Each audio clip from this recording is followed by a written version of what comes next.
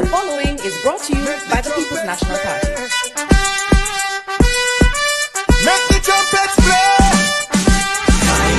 Jamaican people want better. Economy coming like stormy weather. Ancestors are turning on them grave. We can tell me how we can do it together. When we look at the future of precipice, we see Jamaica needs the vision of the PNP. People said the bag of promises, them can't carry go shop. And the crime rate getting high, I wonder when it all goes down, comrades. Jamaican people want better.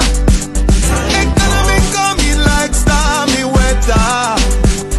Ancestors are turning on them grave. We can tell me how. The proceeding was brought to you by the People's National Party. The scale of dealing with anti-corruption issues. So there is a learning curve that we are going through. What is important is that the government supports the development of the institution so it can accelerate very quickly on that learning curve and provide the resources so that they can move very quickly on the learning curve, and that the government does not intervene or interfere. And that message goes to the opposition as well. Leave the anti-corruption and policing agencies to do their jobs. So why you come to me with that foolishness, you know? You elect a prime minister, and is a prime minister run the country. It is time we learn to hold our leaders accountable for their actions and stop making excuses for them. Stop making excuses. Otherwise, go elect the people who really run in the country. And I don't want the right start that stupid argument. Hold the people you elect accountable and stop making excuses for them. Hello, welcome. Happy Friday to everyone. Happy Friday to those in television land. Happy Friday to our silent supporters. Happy Friday to those in the chat. Thank you so much for tuning in as usual. Really appreciate each and everyone continued support. Remember, guys, when you come in, thumbs up the live, share us out if you can. And if you're new to the channel, please show us some support by subscribing. That will be greatly appreciated. Today's topic is crisis proportion with your host, Mystic Sensation, which is Baron and Anne-Marie, and we're expecting Melting Pot to join us today. First, I want to begin by saying our heartfelt again condolences to all those who have lost loved ones, to their families, communities, friends.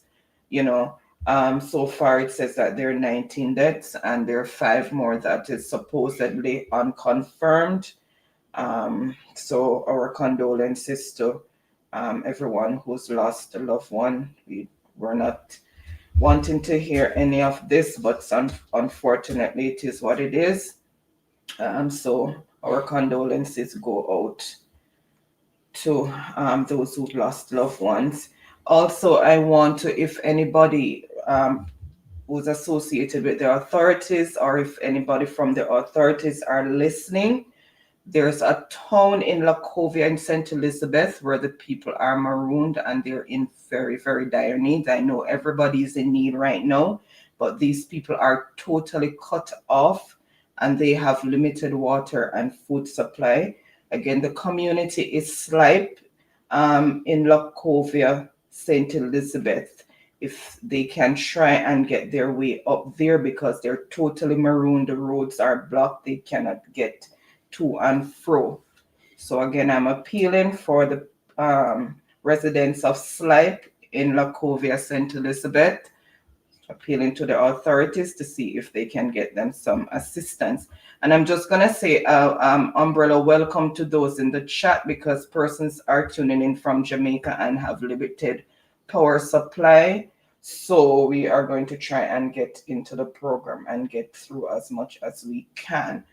So an umbrella welcome to each and every one, and a special shout out to our channel members as well as our moderators. Without any delay, I am going to hand over to Byron. Thank you for that, wifey, for that usual wonderful precursor there. Really loving it. All right, my Jamaican people, right, family, friends, right, welcome to the program, Mystic Sensation. And I want to say a special thanks for those who continue to follow us and those who are yearning to hear the truth, not the sort of politics that package in pretty ribbons and political narrative, right, that, selling to people that have no facts and bear no truthfulness. And so then, while our people are suffering, my Jamaican people, let me say this, and it is so distasteful to me as it relates to, right, people out there who try to say that the Prime Minister respond to the event of the hurricane and the aftermath, right, in a professional way and, giving the Prime Minister high marks. For me, I am not eating out of the trough. And I am a critical thinker, and I will always, right, look on the evidence and speak accordingly. And as it relates to the evidence, I am categorically saying this, in spite of who are going to have, a negative thing to say in terms of what I'm going to say. The Prime Minister did not react to the situation, right, effectively. The Prime Minister administration is a callous failure. As I am speaking right now, many of our Jamaican people are suffering from hunger, and in the process of dying. And those are the persons that the Prime Minister administration have not reached as yet. I don't care of any platform who want to defend the Prime Minister. I am going to bring forth the evidence that the Prime Minister respond to the situation. It's a callous failure. Not two ways about it. Before I get into the bad news, let me give, our Jamaican people, particularly as it relates to the pathway of Melissa, has it hit our island, and giving them some hope that help is on the way. So I want to first put out that, right, to, assure those persons who are hanging in the balance that, yes, some level of help is coming, and that is what I want to show first. So without any delay, honey, let us go to that clip. Relief is on the way for Jamaica, impacted by Hurricane Melissa. Let us get into that and show our Jamaican people. Thank you. Relief is on the way after Melissa. Local 10's Isabella Martin is at Miami International Airport, where a full flight of supplies took off earlier today. I'm on the tarmac here at Miami International Airport. Take a look. This is one of the many cargo flights flying out today. Now, just take a look behind me. You can see there's pallets of boxes stacked and wrapped, ready to be loaded on board. Like I mentioned, this is one of several relief flights heading to Jamaica today. This is part of a massive humanitarian effort right after Hurricane Melissa. Now, in the last 2 days alone, this cargo flight company, 7 air charters, they've been packed with supplies from about 2 to 3 nonprofits. They're all working together. The nonprofits range to right here in Miami to even as far west as California.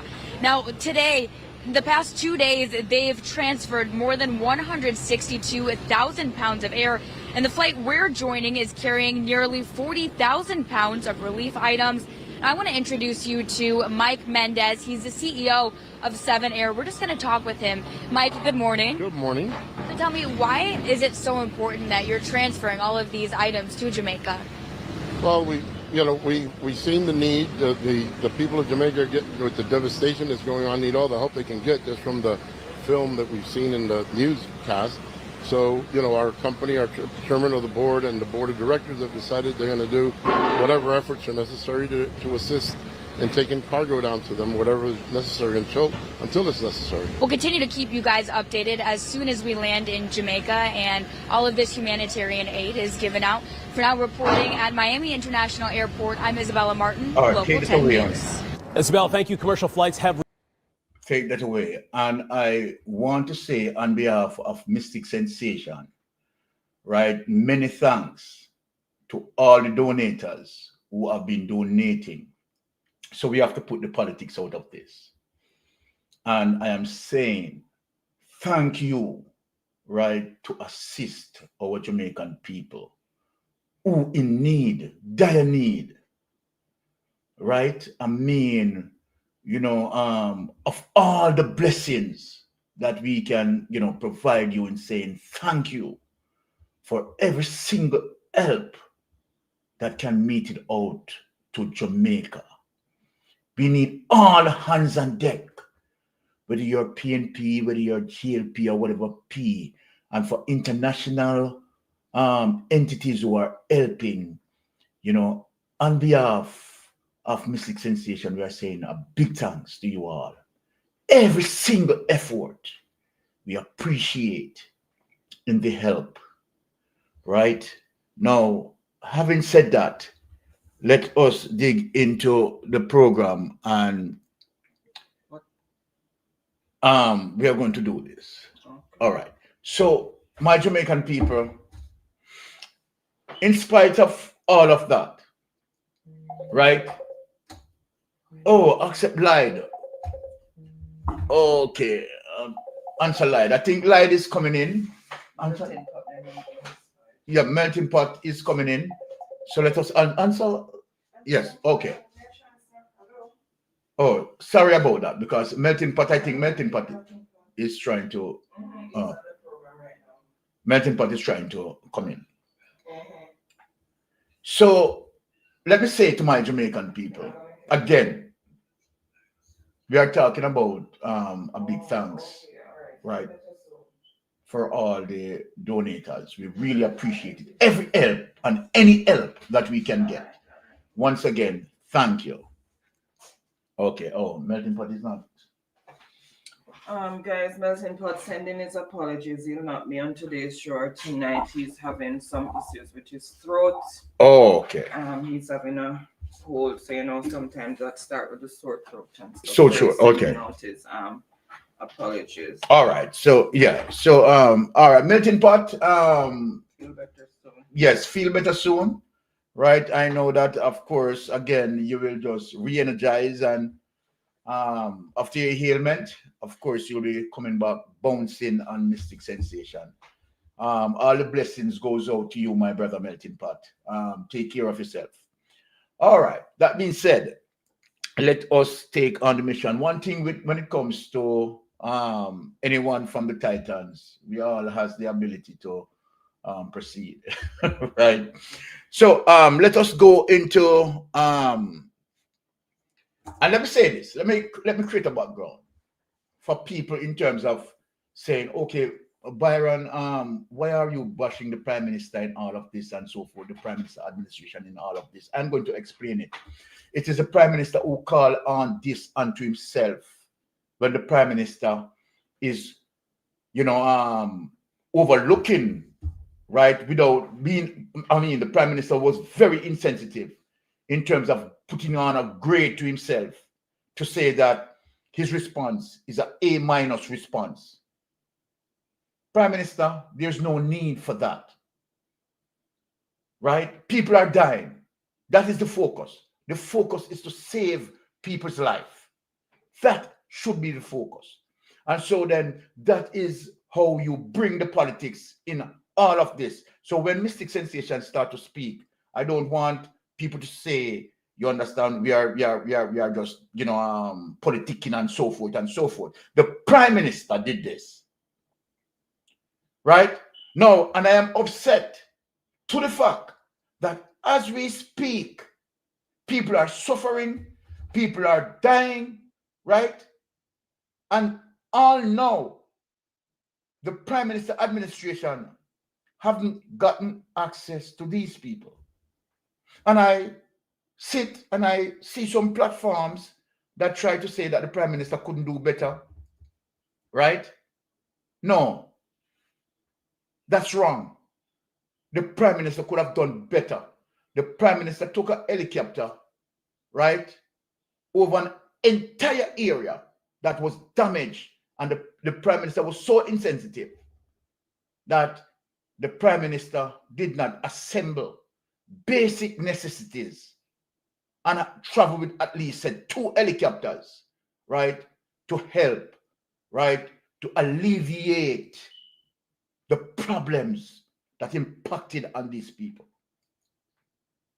And so then let me tell you how the Prime Minister failed, because we know that helicopters can access any area, and helicopters were built to access disaster area. So one cannot tell me on this program or tell anybody, and that is why I'm going to educate the people, that the Prime Minister could not gain access to those areas that blocked by trees or whatever. The helicopter has the ability to access those areas, and I'm going to prove it. I'm going to show it. Now, let us go to the research to show you as it relates to what I have done in terms of helicopters reacting in disaster zone, and look on the information that is coming out to show you that the Prime Minister is a callous failure. Prime Minister is a callous failure. Now, here it is, my Jamaican people, and I want you all to share the information. And for people who's trying to defend the Prime Minister cannot be defended. The Prime Minister cannot be defended. The Prime Minister is a failure into this. Right? Now, helicopters in disaster relief. Right? Unsung heroes of crisis response. Let us talk about the capability of the helicopters. And I want my people to see it. In the face of disaster, helicopters emerge as the unsung heroes, playing a crucial role in crisis response efforts. Their ability to reach isolated areas and swiftly navigate challenging terrain makes them indispensable for search and rescue and other disaster relief missions. So, Prime Minister, you have, right, the ability and the access that you can order 3 or 4 helicopters, right, that packed with basic food necessities and medication, you understand, to go and deliver, you understand, to people who cannot be reached by the means of road. So you could order the JDF to send at least 5 helicopters to navigate, right, the passage of the hurricane, right? And the passage, look here, Jamaica has 14 parishes, right?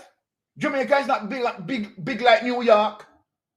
These are areas, and as it relates to where the hurricane passage, right, helicopters can more than maneuvers in these areas while we are anticipating for greater delivery of relief programs. You could do this in terms of saving lives. Right now, it is a crisis proportion. People are suffering. People are hungry. You have seen people broken into place as a result because they're hungry. They're out of food, Prime Minister. So don't fool yourself and don't try to send your minions to sell a narrative that you couldn't respond any better. Here it is. I'm telling you what the capability of the helicopters. No. Whether you're conducting disaster relief operations after a hurricane, wildfire, earthquake, or other natural or man-made disaster, the advanced technology and versatility capabilities of helicopters can provide a rapid response that ground crews struggle to match. You hear that, Prime Minister? So for those who are talking about the Prime Minister couldn't have done any better, we have helicopters who can maneuver these terrains, who can get into areas where no other, you understand, persons can get into, or any other,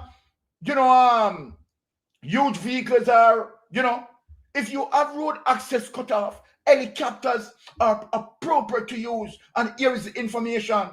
Helicopters can conduct aerial assessments, fight fires from above, hoist individuals in distress, deliver essential supplies to affected areas, and more.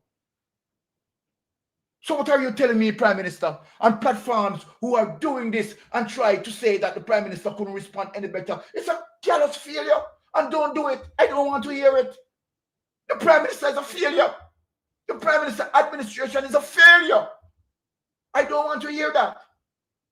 This blog explores the multifaceted roles helicopters play in disaster relief, uncovering how these agile machines save lives and pave the way for recovery and rebuilding efforts in the aftermath of a crisis. Take this away, let me talk to my people. So you don't try to sell a narrative that the Prime Minister couldn't respond any better. Are you kidding me? Are you kidding me? JDF has X amount of helicopters that can be used as it relates to this emergency situation. Jamaica is in a crisis. Don't tell me, right? Don't tell me that you can't have helicopters dispatched to these areas, particularly St. Elizabeth. Don't tell me that. Don't tell me that. And that is one of the reasons why I brought forward that research for you to say that what you are talking about is nonsense. Completely nonsense. Research before you speak. Research before you speak. Let us get into the business of our day. That is what I want to settle. I am not into the political grandstanding. Right? That is what I want to settle. That the Prime Minister is a callous failure and his administration. Can I say something? Yes. In all of this, they knew from many days out. Exactly, as much honey. as 10 days out. 10 days out. The storm was sitting, the hurricane was sitting out there waiting, and they kept telling people, prepare. Now they had all these press conferences and stuff, and yet they failed to prepare.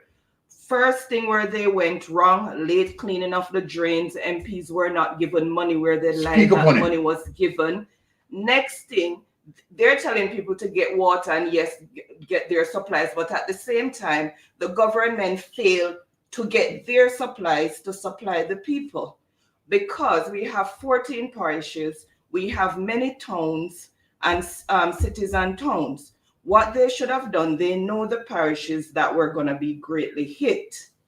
Mobilize food and water in strategic areas in those towns and cities so that afterwards it would have been easier to mobilize these things. Even if you're going to use a helicopter, you don't have to load it from Kingston. You have a point closer in those areas where you could get them loaded. You have heavy equipment in place close by in those towns and cities where they can easily mobilize them instead of waiting to clear paths from Kingston to get to majority of these areas. It is just a callous failure all around. All around.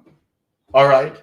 Now, let us get into some donations awareness, right, to give our people the information as it relates to, right, some of the entities who are donating to Jamaica. Jamaica is getting a lot of help, right, as a result of, people outside entity who just genuinely love Jamaica. And we say big thanks again. So let us get into that, including the IMF. Let me make mention of that, right? Let me make mention of that. All right, let us get into donations awareness. IMF ready to help Jamaica, right? And we getting to some more of the information, right? Now, here it is, my Jamaican people. IMF ready to help Jamaica following Hurricane Melissa if needed. If needed. No, it's more than needed.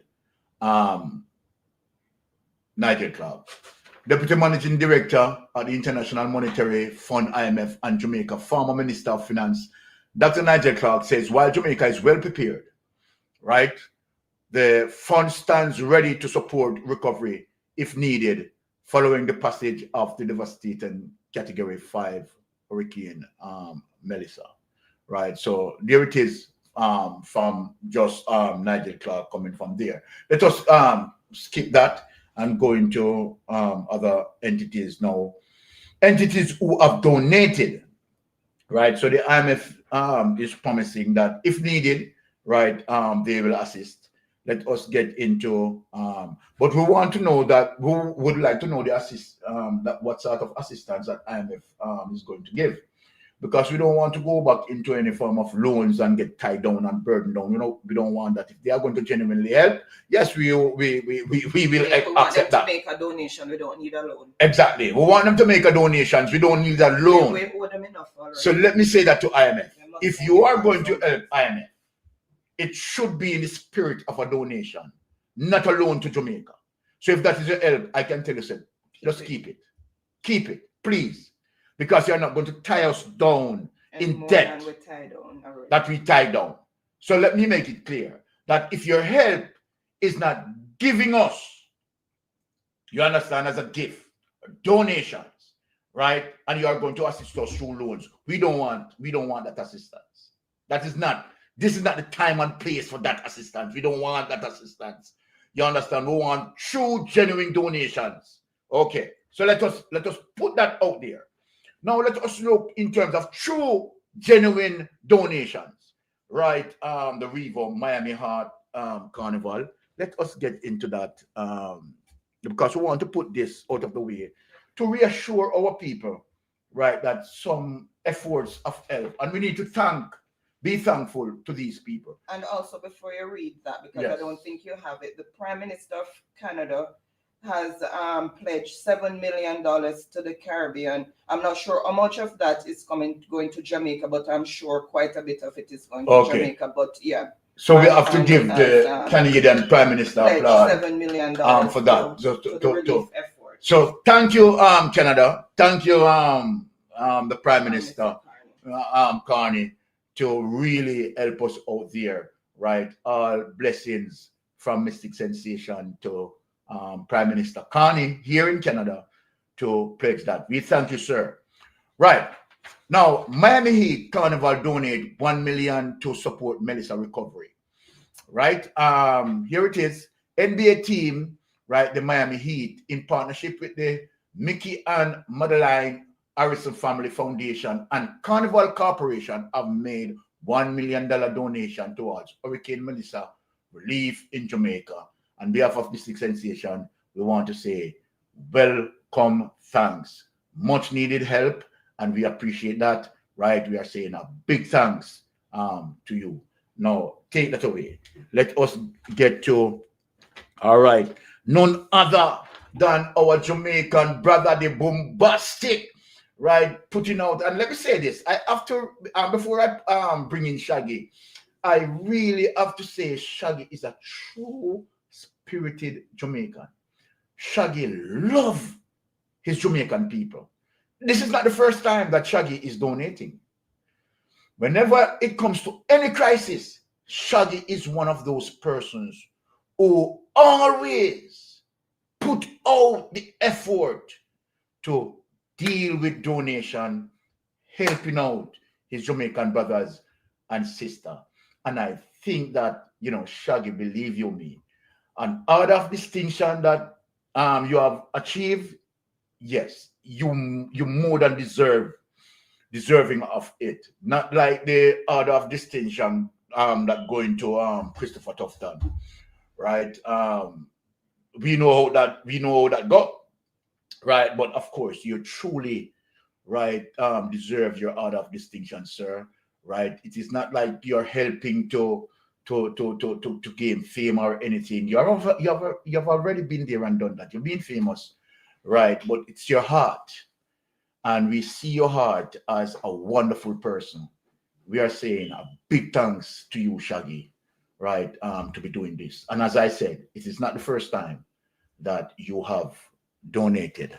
Let us get into that and clip. also Sean Paul, because And he's Sean Paul. asked his fans to donate, and he's Yes. also gonna match the donation with 50,000 US dollars. So whatever he gets, he's gonna put 50,000 US dollars. Okay. On that for Jamaica. Yes. So And special thanks to okay, Sean so Paul special thanks, as my wife said, goes out to Sean Paul, right, and goes out to Shaggy. Guys, Jamaica love you, right, and we really appreciate that. Much help.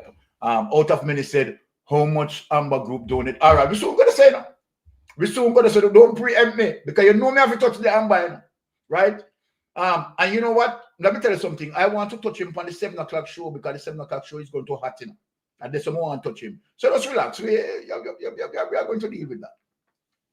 Now, let us get into this. The Jamaica catastrophe bondholders face full trigger. Honey, let us bite into that, right? To show our Jamaican people, because we want to get into this and reassure, right, some of our Jamaican people that some help, right, is there, and all is we are resilient people, and my Jamaican people, we are going to bounce back from this, right? We have bounced back from 400 years of slavery, right, and that couldn't deter us, right? There's nothing that can deter us, right? We have that resilient.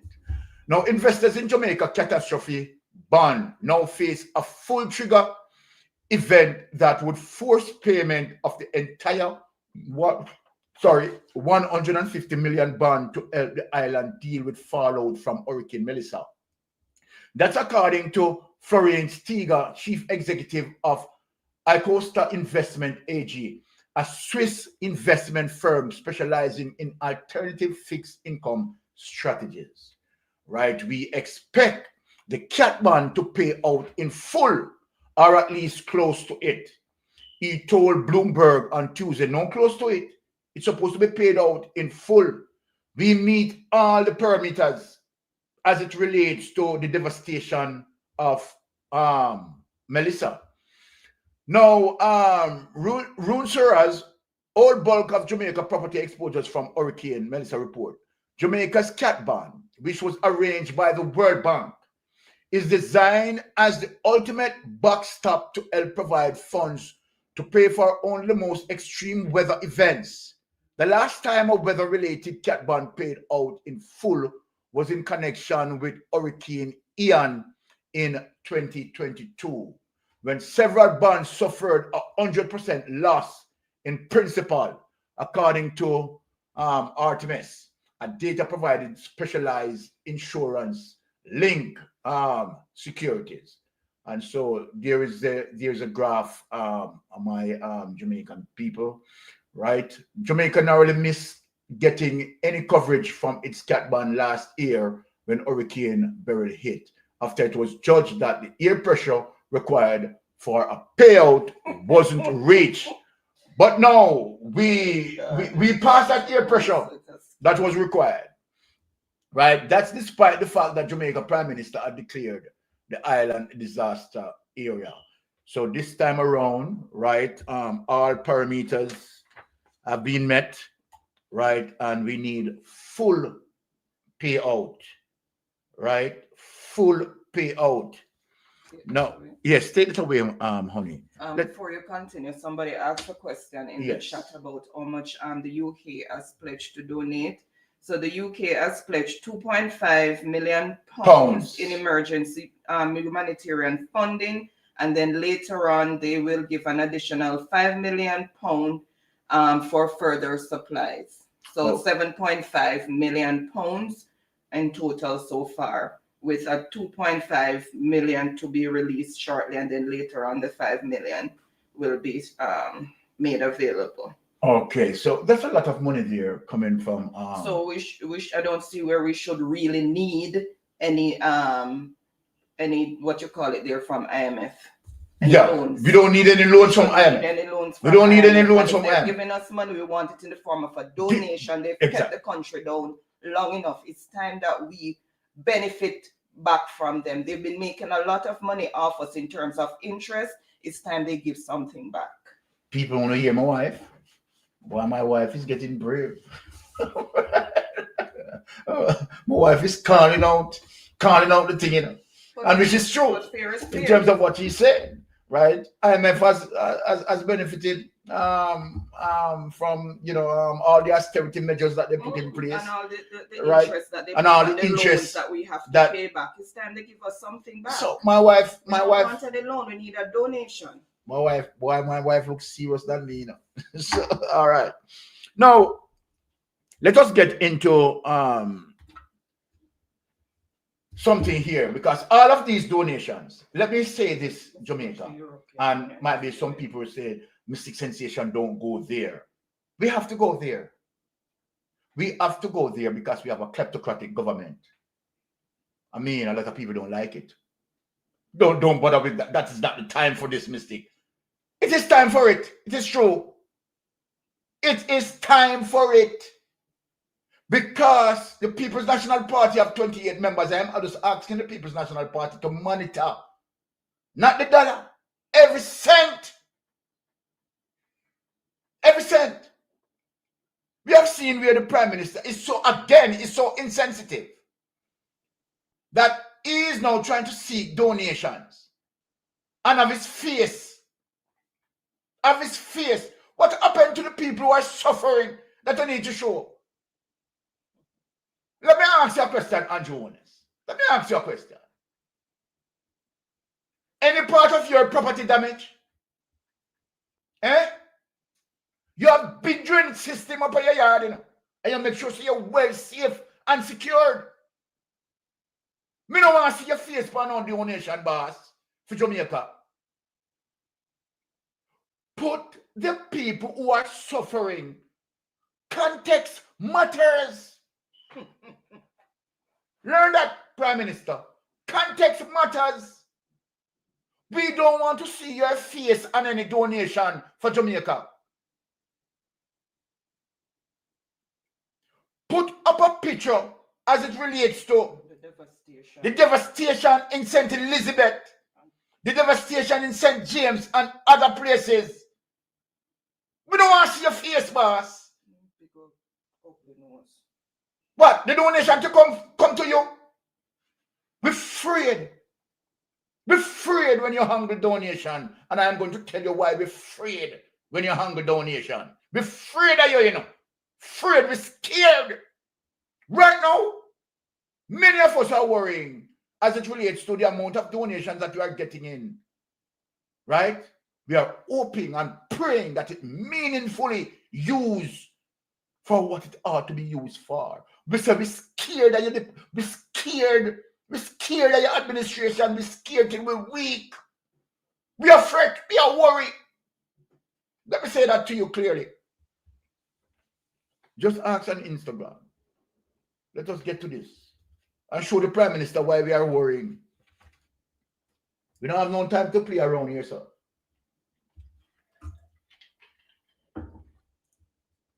And try that we are going to make Prime Minister look good when he feels. Jamaica just secured access to $1.5 billion, but this time it's not bailout money, it's not donor grants, it's African capital from a Frexim bank, a Pan-African trade bank. So the real question is, how do you make sure the people actually feel it? Because we've seen this movie before. Big deal, big check, 2 years later, no roads fixed, no business loans, no change for the average person. Jamaica's the 13th CARICOM country to join a Frexim bank, which unlocks $1.5 billion for tourism, trade, manufacturing, energy and creatives. The bank is majority African-owned, led by Nigerian economist Benedict Oroma, and funded by African governments, central banks, private investors, built to grow south-to-south trade, not to rescue, but to rebuild. If I was advising the Jamaican government, I'd say this: Capital without clarity is chaos. Here's what you need: an independent accountability panel, a live public ledger, show where every dollar goes, show all the pitches accepted and rejected, build public trust, track data from day one. I'm getting bitten, outcomes, job growth, and then invest in PR. People need to know that this funding even exists. Bring the community in early, not just as beneficiaries, but as decision makers. Pair capital with training and mentorship, and teach entrepreneurs how to use the money, not just how to get it. Because most small business failures don't come from bad ideas or bad people. They come from lack of support, poor financial literacy, and broken systems. In Nigeria, a Frexim Bank backed a creative economy fund gave producers capital, access to global export markets. Imagine that kind of move in Kingston. This is a chance to prove that when Black nations fund each other, the results go deeper than charity. But it needs structure, transparency, and long-term vision, because if people can't see the impact, they won't believe in the next deal. What would you like to do with the $1.5 billion? Talk to me in the comment section. Let's talk. And don't forget to click the repost button, comment, get involved, man, get involved. And if you love my content and want to support it, then subscribe.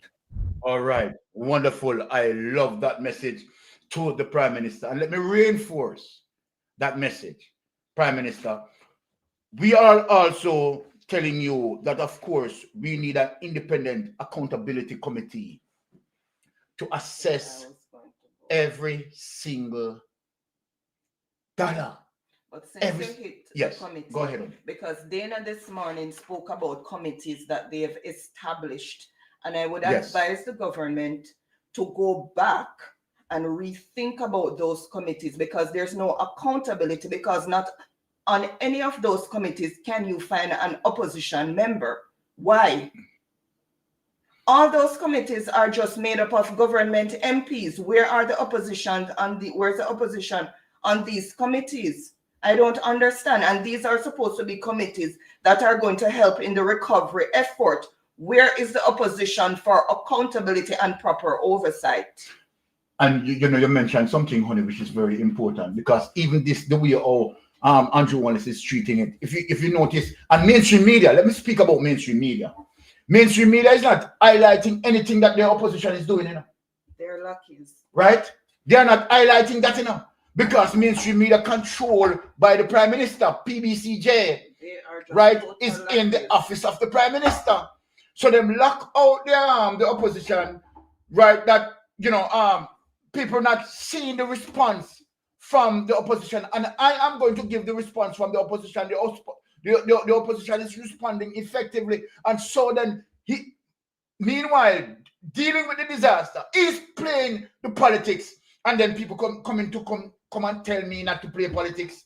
Eh? When him a fling out and a play the politics, you understand, and a blackout, you understand the communication from the opposition. We want mainstream media to show that the opposition, you understand, is out there, you understand, and digging for the people them too. Right? We want to show, mainstream media need to show that and stop the biasness. What is this? This is a disaster. This must not be politicized. But this is what Andrew Wallace is doing. But nobody wants to correct Andrew. Right? And I don't understand, honey, that every time that Andrew Wallace mess up, the bar must drop lower for Andrew Wallace. And when it comes to Mark Bowling, the bar I figure high, high. What is this? What is this, Jamaican people? Come on. Disaster doesn't look a category 5.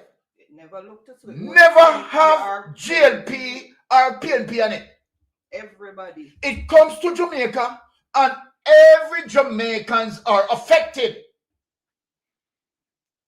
So then you don't try to, you understand, politicize the issue. You are everywhere. And mainstream media is not showing the effort of the People's National Party. Well, I'm going to show it. Many efforts from the People's National Party. And right? Andrew is still ignoring Mark. So let's look at it. Let's look at it. We have to speak these issues. And for platforms who going out there, you understand, as if to say, okay, all right, the Prime Minister cannot respond, you understand, any quicker. Look, hey, go and do your research. That's all I say. Go and do no research, man. Go and do no research. You understand? Research and be careful of what the information you are passing on to our Jamaican people. They need the facts. They need truth at this time. And we are here to give it. Big up yourself. We are lonesome. You understand? Man will call a spade a spade. I'm going to take back the talk there. Hold on. Good afternoon. Yeah, good afternoon, caller. Go ahead. Listen to me, sir. What you and Maria doing is good. Well, let me tell you something. Fox already criticizing the government. Thank you. Lack of response. And you will not make no PNP and the committee because everyone there are going to get a chop of the money. And, you know, it's going to be a real bad thing because, look, the man went to St. Elizabeth or West somewhere in St. Elizabeth, and he never went to certain part. And you is only playing politics. Let's look at that. He's wearing the Jamaican color to say that he's a Jamaican. Andrew is not a Jamaican. Andrew is only for himself, his family, and his friend. The money that they're getting, you're going to watch and see in the next 10 months, he's going to be asking for more money. Why is Andrew asking for charity and have his face on it? Why? I can't understand it, my sister. Can't understand it. They should show the people trying to get out the mud. The houses are full with mud water. Andrew is only a selfish person. Very selfish. And he only wants money for himself. Why put his face on a charity thing when no charity can be saved with Andrew? How does that make sense? None of the GLP. Huh? It don't make any sense. Andrew is emotionally bankrupt. And he wants the money. He sees the millions coming in and he wants it. Well, my wife said... You say, Andrew, they criticize Andrew for the slowness of what's going on. He can use the helicopter they have. Hold on, my sister. Hold on, my sister. My sister, hold on there. Hold on, my sister, because you said something that I didn't even aware of. So when I am coming out and criticize Andrew Holness about his tardiness in terms of his response, you understand, and critique him in terms of his lie when he's talking about his A- response. I never know that Fox was critiquing him in the very same way I was critiquing him. But you said it now. You said it now. Yes, sir. And you can go and check Fox for the slowness of the response. But all honesty, what is his name? Honest? Yes. Trying to do is photo up. That's all he's doing and telling lies. The man is such a liar. He do not know truth from lie. And I would like to, I got to get all of the BBC to see if I can speak to someone there. You know, our ITN, to let them know that what this man is doing is wrong with all your money until there's a committee that is fair and square. Agreed. We should have a committee. We should have on the JLP side and the PNP side, and there's a neutral one who is not for no party, but for the people. Agreed. And you cannot pick a committee and it's only JLP. And he losing his mind? Losing his mind. Yeah. It got to be going mad. And every minute he's having a press conference with Moped. Huh? And to show you the hypocrite he is in a sister. To show you the hypocrite that he is in a sister. Is telling the mainstream media, you understand, that he wants collaboration with the People's National Party. But at the same time, his action is contrary to what he's saying. Big old dirty hypocrite. He's a two-faced snake. He's a two-faced snake. Look at now, Mr. Mark Golding have to rent an helicopter to go around. Mighty God. Damage. And they got 12 helicopters. Can't they give him one? Exactly. Exactly. Why playing politics with people's life? Listen to me. I was talking to another moderator this morning, but the minute you mention the government, the person Trump had said it's not the government, is this. But I understand why. But all I'm telling you, we, the Jamaican abroad, got to do more. Andrew cannot owe that money. No one in Andrew department should get all of that money. Every government that send money should send to them and tell them the people will not get it and you will hold on to it. I wish I was well educated to do those things. You understand? Yes. But at going 79, I can't do those things because I only use it lately in like in WhatsApp. You know, that's the only thing I'm sorry about, that I do not know to get in touch with the other governments who's sending money to Jamaica to let them know Andrew is not going to share the money and he only want a committee with only his people on it. Crazy. I wish I didn't know how to do that. Crazy. Thank you very much. You're welcome, my sister. Miss Anne-Marie, to the wife. How are you feeling, my darling? I'm doing much better, thank you. Getting stronger day by day. Thanks be to God. You will. Sorry, I'm not foolish. I can read and write, but I do not know how to do certain things. You know, so I wish I didn't know how to do it, because every country that send money, I would send it to the leader of the prime minister of that country to let them know Andrew will not make the PNP see a cent. Okay, thank you. You're welcome, my sister. Right now, I mean, you have a disaster situation.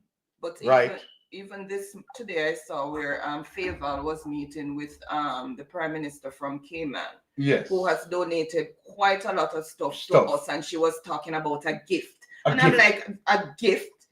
She's using the wrong term, because it should say she should be thanking him for the donation, because it's not a gift to the Jamaica Labour Party. Exactly. It's a donation to the people of Jamaica, and they also pledge CI dollars or Cayman dollars, however you call it, to Jamaica, and it's quite a hefty sum that they are pledging.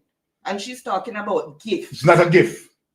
So Faval, let us correct that. It's not a gift to the Jamaica Labour Party. It is not a gift to Jamaica. It's a donation to Jamaica, and we treat it accordingly. Not a gift to the Jamaica Labour Party, right? And so then you don't use, right, the people vulnerable situations, you understand, and believe that you people are going to be benefited from people situation, from people terrible circumstances, and we are not going to allow that. We are asking the opposition to make sure that every single cent being accounted for, right? And we are on this, you know. We are on this. Okay. Now, let us show you, Andrew, let us show people, right, for them and those who, you know, eating out of the trough, try to defend the Prime Minister. We are going to show you why we are so scared when donations go to the Prime Minister. We are not accusing the Prime Minister wrongfully, but we are talking based on investigation. Based on investigation, why we don't trust the Prime Minister. As a matter of fact, him shouldn't be Prime Minister, you know.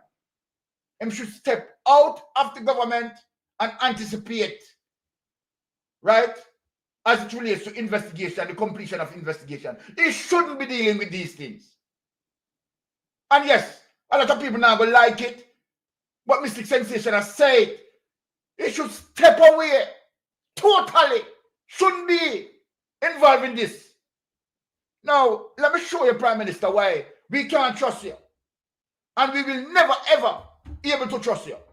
Now, let us go to the next clip. Owners fixed use charity funds for personal use. We can't trust you. You cannot be trusted. You cannot be trusted. So if all of the people them who never know, let me show the people them. Here it is. Owners fixed use of charity funds to buy personal asset after Integrity Commission raised questions. Can you imagine? These are the person, you understand, who we have there at our political head. You understand? Statutory declaration cannot be certified, and this man have him under mingling and everything. Yo, this is a shame and disgrace for Jamaica, you know. You worse than Hurricane Melissa. What you are doing to Jamaicans, you worse than Hurricane Melissa. You understand? When me talk, me not talk about my talking. No, the Integrity Commission has raised concern about the use of charity funds to purchase a multi-million-dollar personal asset for the Prime Minister Andrew Holness, who moved to fix the issue in June. Look at that. Nearly 4 years, people, after the transaction. You understand? But because now, in real life, you understand, the Integrity Commission investigation are investigating backside. You understand? You won't go do that. The foregoing raises question as to whether Holness alleged use of funds belonging to a charitable foundation. So people, we can't trust him to partially fund the acquisition of a personal asset amounts to misappropriation, said Kevin Stevenson, the Director of Investigation and Integrity Commission, in his report released on Tuesday. That's why when we try to block the vacancies, you understand, as it relates to the Governor General. You understand, because you're the Governor General big friend and the two in a cash plus and all in. You understand? Criminal network. I'm not sure if you call it out. Criminal network. Now, he added, the source of funding has not been satisfactorily explained. Look at that. An investigation by the Financial Investigation Division is warranted, he said. Of course, his broker probe looked into allegations of illicit enrichment against the Jamaican head of government. And here the investigator is saying, right, and he added that the source of funds has not been satisfactorily explained, right? And an investigation by the Financial Investigation Division is warranted. Take that over here.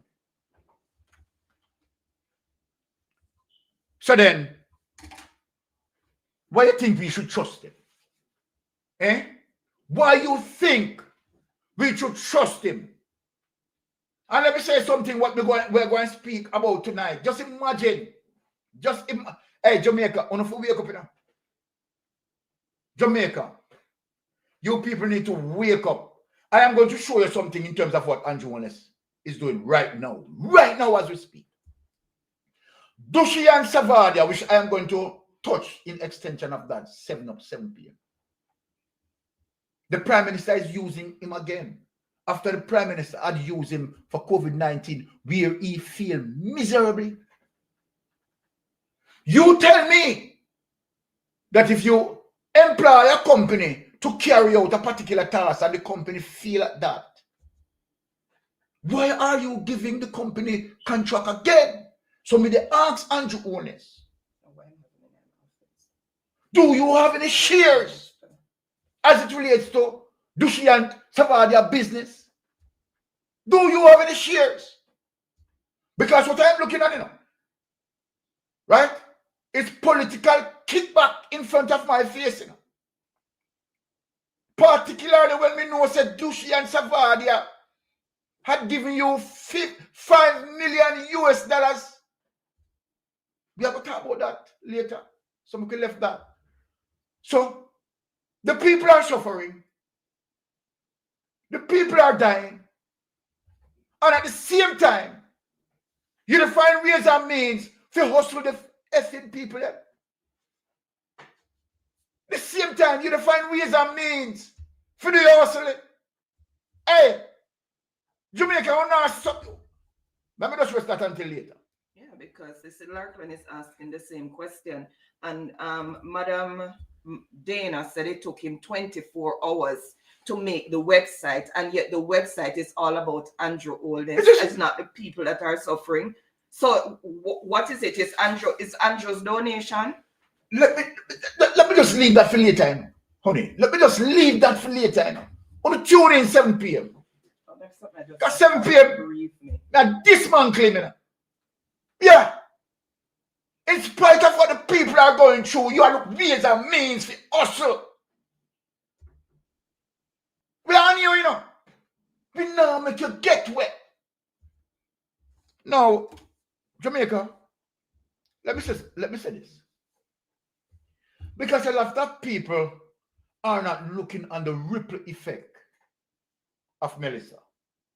Melissa carries several ripple effects. One, serious damage to our economy moving forward. Serious damage to our infrastructures moving forward. serious damage with what I'm going to say now, which is very, very serious. Food insecurity. People, let us zoom in on that. Issues. Health issues. Respiratory problems. Respiratory problems. What I'm looking at in Catherine, a lot of people are going to end up with dermatological problems with their skin, with all that mud and whatever is in all of that they have to be walking through, and it's all over their body. They don't have water to wash it off. And there's going to be serious health risks with all of this at the end of it, and a lot of respiratory issues. Gastroenteritis with the kids and stuff, with the water supply. It's just going to be a lot of disaster going to follow this major disaster. And well, you have heard that from my wife. My wife has experience in nursing for what, going 30 years or near 30 years? 30 years on October 13th. Okay, going 30 years, right? And some of our most of our experience, right, is in emergency situations. So my wife definitely know what she's talking about in terms of what going 30 years worth of experience. Let me say this also, because I went to 2 hurricanes when I lived in Bermuda, because I lived in and worked in Bermuda for 8 years before coming to Canada. And I've been to 2 hurricanes in Bermuda, and nothing was politicized. They had 2 political parties then when I was there. I got to understand that they have 3 now, right? And you have, it's a very small island. And you have the airport across. They have a causeway as well, which is flatter than ours, and that divides the island in 2. So when there's a disaster, they're always anticipating that the causeway is going to be flooded because it's very low, running over the ocean. So what they do, they built an urgent care center on the other side of the island, a little away from the airport, which I used to have to go to. During hurricanes, when it's coming, medical staff is mobilized on that side of the island, yes, so that if anything happens, they have health care over there. There's water, there's food, anything emergency that you need is yes, going to be put over in a strategic area on that side of the island. So in the effect that that part of the island get marooned from the main island, everybody is still cared for. They have access to fresh drinking water. They have access to food, access to emergency supplies. All I heard from this government was people need to prepare. People need to prepare. They're giving money for drain cleaning. No water or food or emergency supplies were put in strategic areas in different parts of the parishes, in cities and towns, so that after the disaster, then they would have access to those things, as well as they had all these shelters that was not equipped with food, drinking water, blankets, beds, and all of that. And he gave himself A-. People, you know, I don't normally talk, but right now my blood is really boiling. Exactly. I am so upset. Right. And the thing is, my little brother is caught in all of this as well, because he is stuck in a little town in St. Elizabeth, and they're running out of food and water. I'm trying to hold it together, but right now I am so upset. He finally got word to us yesterday because we've been so worried. He's okay, but they are marooned. He's in a very little town in St. Elizabeth. Anyways, Byron, I'm not going to take over your show. Thank you, wife. You know, I mean, solid input there. You're not taking over. You understand? You're voicing the information that needed. Now, let us look as it relates to the impact of food insecurity, because that is one of the things that we have that we need to speak about. St. Elizabeth is what known to be the breadbasket of Jamaica. Right, the food basket, and based on what I am seeing, the deluge of destruction, right, as it relates to the farmlands, bananas, right. I mean, you know that banana is a staple, and believe you me, several of that being destroyed, right. And these are things that we have to highlight. So without any delay, let us get into that food insecurity. Now, let us go to Andrew Holness here. We have already allocated based on what he's saying there, right? Let us deal with that. My people, right? We have to be very serious where this thing is concerned. Of roadways and other infrastructure, Minister Morgan would have said that we have already allocated $400 million. Again, we have to be cautious. When do we make the allocation? And when do we commit the public expenditure?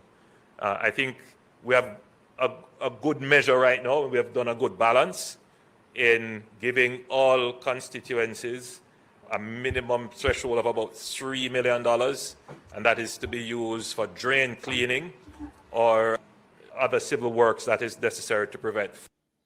People, I want you to take note, right, as it relates to Andrew Holness here, 6 days ago, he said this, Here again, the Prime Minister coming out to lie to Jamaican people, This is another line of people. Look at the timestamp, it's 6 days ago, Where he's talking about 400 million allocated. Look at it, 6 days ago, Flooding and landslides if possible. As the storm comes closer and we are able to project the areas that are going to be specifically impacted, then we will consider making other allocations. Now, I want here to say that the government does not have an unlimited source of revenues to respond to this event. But in the last 10 years, Jamaica can say that it has achieved a certain level of fiscal resilience, meaning we are able to respond to disasters, particularly without necessarily borrowing. And that is because we have, one, put contingencies in the budget. Two, this is crazy. The last 10 years, fiscal discipline and all of that and all of the things that he's speaking about, you understand?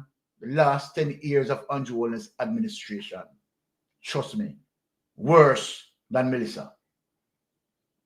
The last 10 years, why am I saying it? I'm not saying it to joke. The last 10 years of Andrew Holness administration, people, worse than Melissa. And let me give you the evidence.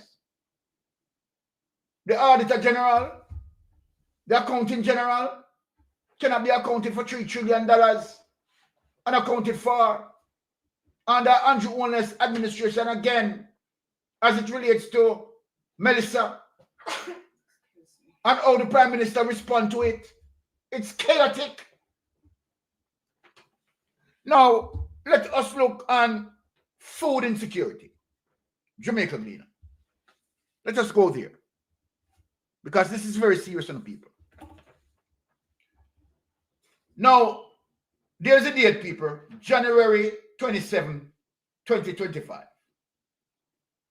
want you to look at the date, Jamaican people. January 27, 2025. That Jamaica, many Jamaicans, you hear what the Prime Minister just said on the previous clip?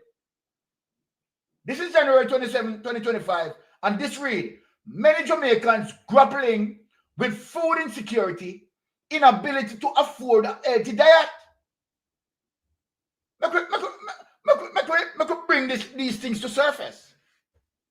A new report has revealed that 55.1% of Jamaica's population experience moderate or severe food insecurity in the period 2021 to 2023. Remember, people, Hurricane Melissa, no, they no way I saw, and Hurricane Beryl, no, they no way I saw, Remember that Hurricane Beryl is 2024 now. I want to read it back over for you people to get it as it relates to Andrew Holness administration. Read it. A new report has revealed that 55.1% of Jamaica's population experienced moderate or severe food insecurity in the period 2021 to 2023. Jamaica, neither Beryl nor Melissa, right, We're a part of this. Now watch this. The report said this places Jamaica among the Caribbean countries with high food insecurity prevalence. You hear that, Jamaica people? We are not talking about any engagement with any of the hurricanes, as it relates to Beryl and Melissa, This is prior to a Beryl and prior to Melissa. What the country has been going through under Andrew Holness administration. Just look. The finding was published Monday in the Regional Overview of Food Security and Nutrition, released by the United Nations Food and Agricultural Organization in collaboration with several other organizations. Let us take that away. I only want to show you that. Now, let us move to terrible face. Let us move to terrible face. You understand? Many people can't really contain mystic sensation, particularly when we are figuring out the truth. And them can't go against the truth. Right? You think they don't want to shut you up? They want to shut you up, But them can't. This evening, the Planning Institute of Jamaica is reporting that Jamaica's poverty rate is estimated to have dipped to 8.2% in 2023. Now, the PIOJ says that this represents the lowest poverty rate in the country's history. Now, details were provided at a press briefing today. Jamila Maitland has our story.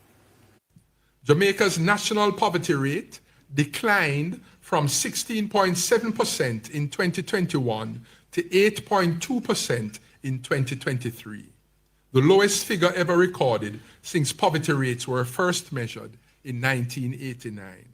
Director General of the Planning Institute of Jamaica, PIOJ, Dr. Wayne Henry, he says the country's food poverty rate also declined. In 2023, the food poverty rate fell to 2.8%, down from 5.8% in 2021 and 4% in 2019. Both figures, according to poverty expert Suzette Johnson, are an indication of the level of inequality within households and the ability to provide based on expenditure. A component of the poverty line is the food poverty line, and it represents the minimum amount of money that is required to purchase food that will provide the nutrition needed to maintain health for that individual. So we compare. So if the individual's consumption expenditure is below that particular poverty line, they are classified as being in food poverty. The World Bank in 2023 estimated that 8.6% of the global population was living in extreme poverty. That is, living below US $2.15 a day. According to Dr. Wayne Henry, it's a way now. Let me expose Andrew Holness. You understand? And his lies. Now, Wayne Henry, let me say this to you. And I am speaking directly to you, sir. You're a callous liar. Yes. You are a diabolical liar. And not only that, what you have done is very serious towards Jamaican people, to misinform the Jamaican people. You hold an office that's supposed to bear integrity. Today, I'm going to expose you. You hold an office that's supposed to bear integrity, not to take political lines. Because you are eating out of the trough where Andrew Holness is concerned. And you come out and you lie. Yes. Why Mystic Sensation is saying that? Let me bring forth the evidence as it relates to your lie. Now, I want to ask you, being an auditor myself,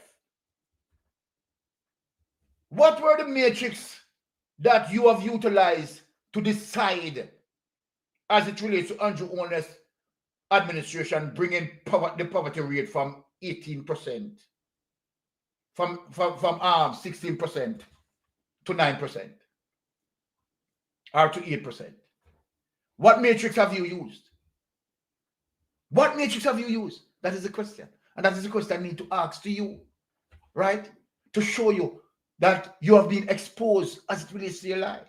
Now, let me show you something and show the public as it relates to Andrew Holness. And you understand, who are misleading, misinformation and disinformation. And the Prime Minister needs to stop it. This needs to stop. It is hurting Jamaican people. We need a Prime Minister to speak the truth. Andrew Holness have a problem in speaking the truth. Time and time I say that every word that comes out of the Prime Minister's mouth, whenever the Prime Minister speaks, he speaks a lie. Now let me show the evidence.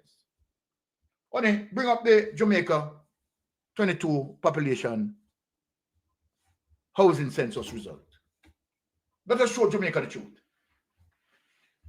And Jamaica people, here it is. We are going to show the evidence, and I am asking Wayne Henry, what sort of matrix you use? Let me show the people them. This is July 4th, 2025. Jamaica's 2022 population and housing census results expected by the end of September. You hear what I say? More, I'll show the people them. Jamaica's 2022 population and housing census result expected by the end of September 2025. So how did you come out with that? How did you come out with that calculation and you did not do any census? Here's the evidence. You did not do any census. You haven't done any census, sir, to make that calculation on. So how did you arrive at the figure that you arrived at? Come on. Come on. Here it is. The Statistical Institute of Jamaica is on track to release the official population count for the 2022, population and housing census by the end of September 2025, So then, where did you get that? How did you do your, what basis that you have done calculation as it relates to measuring the poverty rate? Show us where. This was disclosed by Acting Director General Leisha Deleti Bodier, who indicated that we are currently in our final stages of data validation. You hear that? Eh?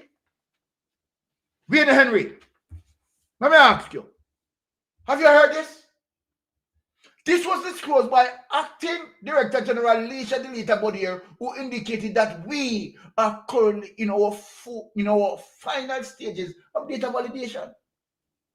She was responding to a question posed during Thursday, July 3rd, Virtual Economic Statistics Media Stakeholders Meeting on revisions to the Jamaica System of National Accounts. The population and housing census, which is conducted every 10 years, is one of the most important sources of data in our country. It provides benchmark estimate about the size of the population as well as important demographic and socio-economic indicators for policy planning and decision making by the government, private sector, and other key stakeholders. Jamaica census initially scheduled for 2021 was delayed. Mr. Wayne Henry. Mr. Wayne Henry. Right? Due to the coronavirus 19 pandemic, the last census was undertaken in 2011. See the evidence there, people? There is the evidence. Jamaica census initially scheduled for 2021 was delayed due to the coronavirus COVID-19 pandemic. The last census was undertaken in 2011. So, Mr. Wayne Henry, come and tell Mystic Sensation. Go back out there and tell the people. Tell the people. What data did you use? What data did you use to make Andrew Holness look good? I may tell you, say the corruption. Stop yourself with Andrew Holness, The corruption, stop yourself, people. See the evidence there, See it there, Jamaica census initially scheduled for 2021 was delayed due to coronavirus pandemic. The last census was undertaken in 2011. Take what this on it. Take what this when we talk to the people. Right? And here we have a disaster. Right? And this is the same authority bullshitting the people. With the lies. With the lies. How can we believe you in a crisis like this? In a crisis like this. Right? You're a scammer. You are a scammer. Now, let us go to, right, the PNP, People's National Party, who they are trying now, you understand, to cover with blanket, right, to hide them in terms of their performance, playing politics with this disaster. Let us go to the People's National Party, JPS Service Company, to show you that People's National Party is out there defending the people who don't want to highlight them. Who don't want to highlight them. Eh? Who don't want to highlight them. No, JPS Service Company. That's the document. Okay. All right. Thank you, Oni, for that. Let us read this. I'm going to show people, you understand, the plan for JPS. Now, amid the devastation, what is going on, with Hurricane Melissa, See it here? President and CEO of Jamaica Public Service Company, JPS, Hugh Grant, has warned that Jamaicans could be faced with higher electricity bills due to approaching tropical storm Melissa. You know hear that? The storm not hit yet, You understand? And they must prepare. You understand? For the increase on the people, The storm not hit yet, See there? And that's what the first paragraph I talk about. The storm not hit yet. And JPS are sharpen up. You understand? Sharpen up their hands. Lend them pocket. Ready for put on. Increase for the people. Look at people. Grant gave the warning Thursday morning while responding to questions at a special Jamaica House press briefing that was called to provide an update on the country's level of readiness for the approaching storm. He must speak about the country readiness. He must tell the people about additional taxes, which is forecast to become a hurricane by weekend. Grant told the briefing that he had just been notified that the company's supply of liquefied natural gas, LNG, will be cut because the floating storage regasification unit that provides JPS with LNG will have to be demobilized because of the threat posed by the weather. And the same thing they went on with, Only. Not with Ivan, with Beryl, Okay. You understand? To put additional charge, So you go tell me, say, them never learn anything from Beryl. You understand? That's what point, You are going to tell me that you never learned anything from Beryl. You understand? But now them want to know, you understand, lift, you understand, charges to the people. You see all the wicked them people are. But they did it during Ivan as well. I'm not incorrect, because they had the Ivan recovery fund that was put to every Jamaican that we had to pay for years. Want to see how vicious them people are? These are the people that hold back Jamaica progress, You understand? As it relates to manufacturing, And the high cost of energy is one of the reasons why we can't manufacture, right? And change our direction from being a service economy to be a manufacturing economy. They are the ones, you understand, who have the ropes around our necks. Look on it. Now take it away. What I don't want to show now about the PNP, but to show the PNP and defend us. And how the PNP stand up. You understand? Mainstream media, we can't keep. We not keep, We here on social media, we are going to highlight what the People's National Party are doing in defending poor people. We don't want to show that. We are going to show that. Now show how the PNP are defending. Show how the PNP are defending. And I want JPS. Show the PNP are defending.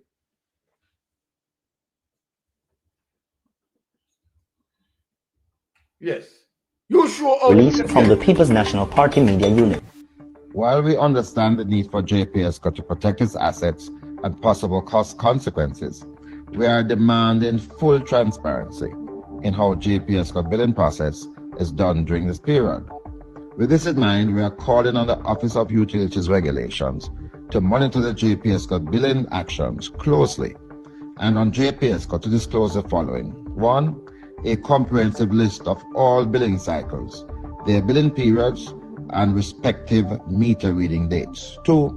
The average fuel price before the onset of the storm that will be the basis for billing cycles impacted during and after the storm. 3. The methodology that JPSCO will use in the fuel calculations for bills due. And 4. The projected fuel cost savings arising from the JPSCO shutdown of its generators, the benefit of which should be passed on to consumers versus the increased costs recurring from the new fuel mix.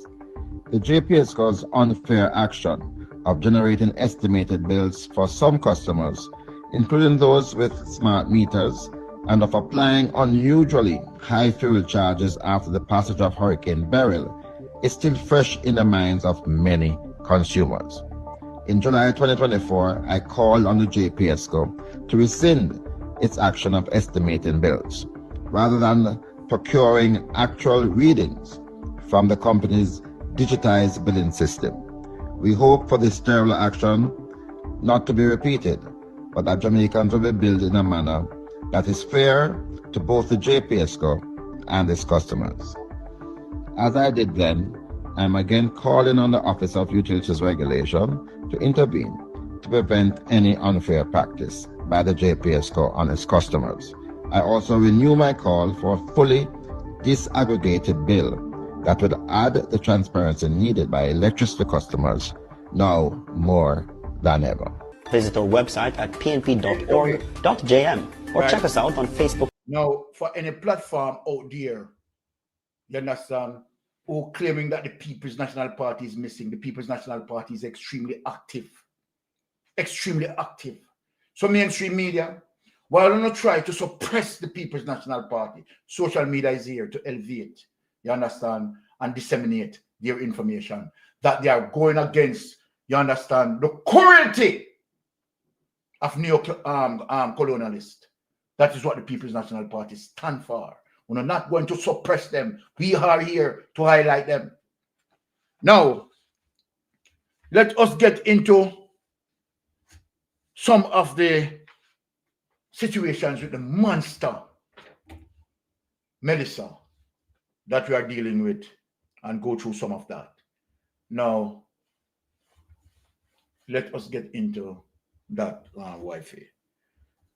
Right, my Jamaican people, let me tell you, right, the People's National Party is very active, right, in terms of advocating, right, for the people of Jamaica. Not for PNP, right, and not for JLP, for the people of Jamaica, the People's National Party advocating for the interests of us all. Yes. I want to start with that yes. Amid the heartbreak, a glimmer of hope arrived Thursday afternoon as a United States Disaster Assistance Response Team DART touched down at the Norman Manley International Airport. The U.S. Disaster Assistance Response Team are making their way outside of the aircraft. This is a clear sign of what's to come. You may have heard over the last few days, President Trump and Secretary Rubio expressed their strong support for Jamaica. As the minister alluded to, this is the first concrete example of that in terms of we're sending in not only aid on this plane, but also experts. You'll see 40 or 50 people come off of this plane, including Fairfax County Fire Rescue, search and rescue experts, because we're here to help the people of Jamaica recover from this devastating hurricane. And I hope to be out here all week long greeting other shipments as they come in. Within the next few hours, convoys of U.S. and Jamaican personnel will be heading west, where some communities remain marooned. The team will work alongside the Office of Disaster Preparedness and Emergency Management, ODPEM, and the Jamaica Defense Force. The main focus is relief clearance, which is happening here, logistical operation, relief distribution, and damage assessment. relief distribution is the most critical part of it, because we have to get food, water, medicals, and other things to the persons who are out there who are suffering. The arrival of international assistance mark a critical moment in Jamaica's recovery effort. Transport Minister Darrell Vaz says it's the beginning of what's to come. Tomorrow, I'm expecting 10 of the big helicopters out of the United States that are now staged in Cayman. Those are the hospital helicopters and also the big helicopters. So you're talking about, the days and weeks to come, as hard as it's going to be, with the support of the international community and our diaspora and everybody. We're going to get it done. We're going to get it done. As the team looks to begin their search and roll out relief into isolated areas, a reminder, even in disaster's wake, help can still find its way through the storm. We thank the international community for all of their assistance. There are many more to come. And we are, as we said earlier today, the government is doing everything we can to get to the communities that have been marooned and to get food to them and critical supplies to them. Anthony Lug, TVJ News. The government is now considering the erection of... As it relates to Dana Morris, let me say something to Dana Morris. Because we have people who have not been marooned, people who are in shelters, not been getting it. So Dana Morris, shut up your mouth. Shut up your damn mouth. You understand? I am saying that the Jamaica Labour Party administration is slow in response. People who are in shelters, not being provided with food and water. So shut up your damn mouth. And let me say now on the other hand and take out the politics. We want to thank United States. Say big thanks to Donald Trump, right, for the help and assistance that, right, being provided from you guys. We really appreciate that. So we are saying big thanks. Every help is needed. Every assistance that we can get, we appreciate it. Now I want to say to my Jamaican people that may this be a lesson. Let me say this. Let me say this categorically clear. Let this be a lesson that in future that we have to deal with any tropical cyclone developing in the Caribbean basin. And when we hear the information, the possibility of it heading towards Jamaica, we need to take it serious. We need to follow the advice of the professionals. Follow the advice of the scientists. Follow the advice of the professional in order to save lives. Don't believe in no form of conspiracy theory that is going to tell you otherwise. Listen and yield to the warning of professional entities. Now, let me show you again in terms of how People's National Party active. And let me say this. If Nikisha Burchell is, watching me or, whatever, right? Nikisha Burchell is, trust me, is a full lion heart. She makes her presence felt. She doesn't wait. Let me tell you something about Nikisha Burchell. Nikisha Burchell is so competent. This woman should have been in Parliament long years ago. In terms of her readiness, I find it difficult to believe that she's newly minted. Honestly. Because the woman is so active. The woman seems like she's someone who born into the politics, grew up into the politics, the way how she, just deal with the situation. Let me show you something. Let me show you something about Nikisha Burchell. Let us go there. Nikisha Burchell, anyway there, big up yourself. Big up yourself. Big up yourself. Now listen up. Entrances to the constituency cut off. We made a plan last night and we waited for hours to find a way in. Eventually, we decided to try the path of least resistance, which took us through Long Hill, Roehampton, Mafuta, into Mount Horeb, Fern, and ultimately we're aiming to get to Cambridge. At the same time, Council Gordon had a team that was making their way from Stonehenge towards Cambridge to meet us halfway. Our goal was to reach those in greatest need, to deliver some food to them, and to check on the shelters and assess medical emergencies and reconnect communities that have been completely cut off since Melissa, the Merciless, passed through. We're also working to open a path from Mount Horeb through Barnet Bush to Springfield, Barnesfield, Maroontown, Garlands, Moko, Arcata. Garlands is my home, where my parents, my brother, they are still marooned. We haven't heard from them since the storm. And many of you are in the same position, waiting to hear from loved ones. Please know that I'm trying to get to them, and I will update you whenever I can connect, even briefly, like I'm doing now, to someone's Starlink. There's only a narrow, very precarious lane open through Long Hill up to Montpelier. Beyond that, the stretch toward Copper is completely blocked. Concrete light poles are down, strewn across the road. And near the Copperwood Community Center, those who made it out on foot told us that a flooded sinkhole has covered the road, about 6 or so feet high, they tell me. Even if we clear the poles, we can't pass until the water recedes. So we're focusing on the Anchovy, Roehampton, Mafuta route. Along that path, the destruction is widespread. Homes, shops, bars, gone. Landmarks we once knew are now unrecognizable. At Anchovy High School, 3 men are still sheltering there under a blown-off roof, and no food or means to cook. So we're arranging meals for them. Today we're cooking at Miss Bev's in Lawsley and distributing from a little kitchen there to whomever we can reach. Roehampton Primary, Refuge Apostolic Church also lost their roof. Clinic in Roehampton flattened, gone, and we still can't reach Bickerstead Primary. You remember the Spring Bottom community that I showed you some time ago, where that beautiful well once stood? The whole community is now underwater, submerged, families displaced. An elderly man is there who urgently needs medical attention.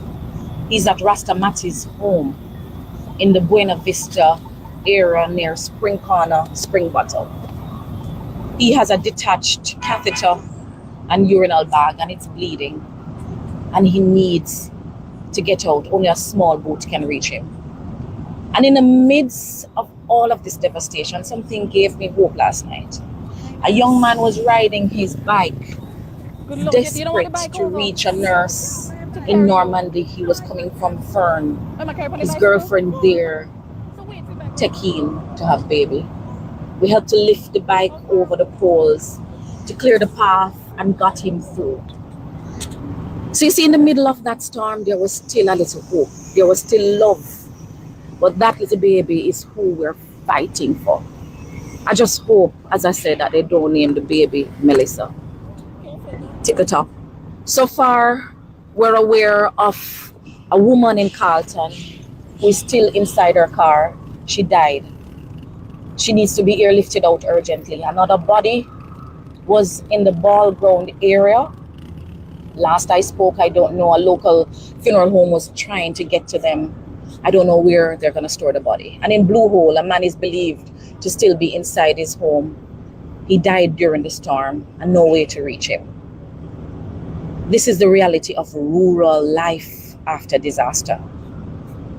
I want to thank those who've been working around the clock to clear the roads and reconnect our communities. Reese and the crew from Stonehenge, Garnet and the team that is pushing through Springfield to Maroontown, the bikers and the men in Lawson, Roehampton, Mafuta, who didn't know where they were going to sleep last night, but they were clearing the road. And Styles, who has been out clearing the roads, supplying food to those who need it.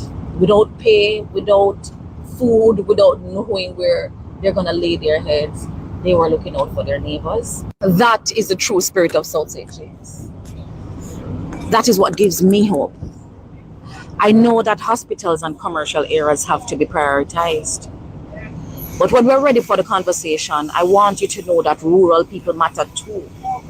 We need food, medicine, communication, and dignity for our dead. We cannot continue to be the last to get relief every time.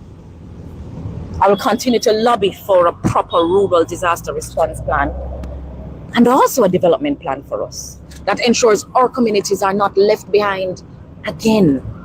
Melissa came straight for us in deep rural, and we deserve a response that reflects that reality. We need the helicopters here.